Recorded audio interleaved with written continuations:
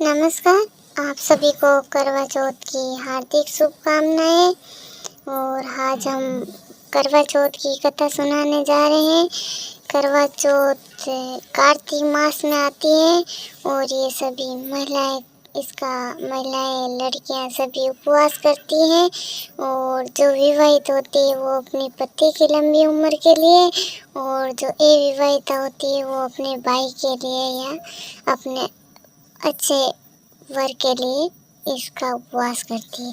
तो मैं आज आपको करवा चौथ की कथा सुनाने जा रही हूँ और वो कथा है साहूकार के 7 लड़के एवं 1 लड़की की।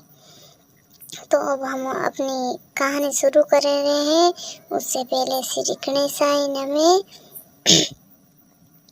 एक साहूकार के 7 लड़के और 1 लड़की थी। एक बार कार्तिक मास की कृष्ण पक्ष की चतुर्थी को सेठानी सहित उसकी 7 बहुएं और एक उसकी बेटी करवा चौथ का व्रत कर रही थी। रात्रि हो गई।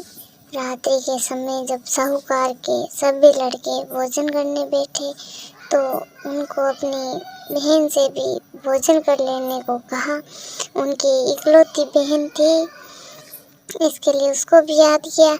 इस पर बहन ने कहा, भाई अभी चांद नहीं निकला है, चांद के निकलने पर उसे अर्घ्य देकर ही मैं आज भोजन करूंगी।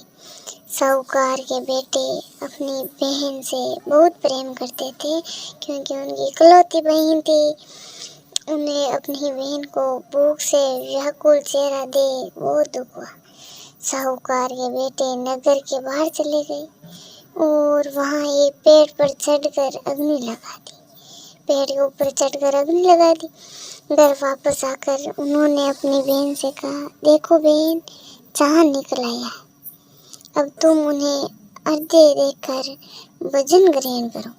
साहूकार की बेटी ने अपनी भाभियों से कहा, देखो चांद निकल आया है, तुम लोग भी अर्घ्य देकर भोजन कर लो। ननद की बात सुनकर भाभियों ने कहा, बहन अभी चांद नहीं निकला है, तुम्हारे भाई धोखे से अग्नि जलाकर उस प्रकाश को चांद के रूप में दिखा रहे हैं।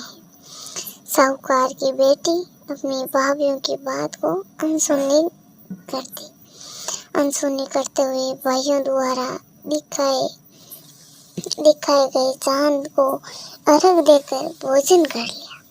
इस प्रकार करवा चौथ का व्रत भंग करने के कारण विघ्नहर्ता भगवान श्री गणेश साहूकार की लड़की पर प्रसन्न हो गए।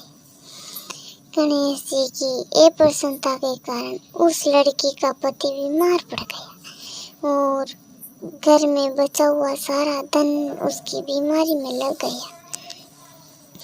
साहूकार की बेटी को जब अपने किए हुए दोषों का पता लगा, उसे दोषों का पश्चाताप हुआ। उसने गणेश जी से क्षमा प्रार्थना की और फिर से विधि विधान पूर्वक चतुर्थी का व्रत शुरू कर दिया। उसने उपस्थित सभी लोगों को श्रद्धानुसार आदर किया और तदुपरांत उनसे आशीर्वाद ग्रहण किया। इस प्रकार उस लड़की ने श्रद्धा भक्ति को देखकर एकदम भगवान गणेश जी उस पर प्रसन्न हो गए और उसके पति का जीवन दान प्रदान किया। उस सभी प्रकार के रोगों से मुक्त करके धन संपत्ति और वैभव से युक्त कर दिया।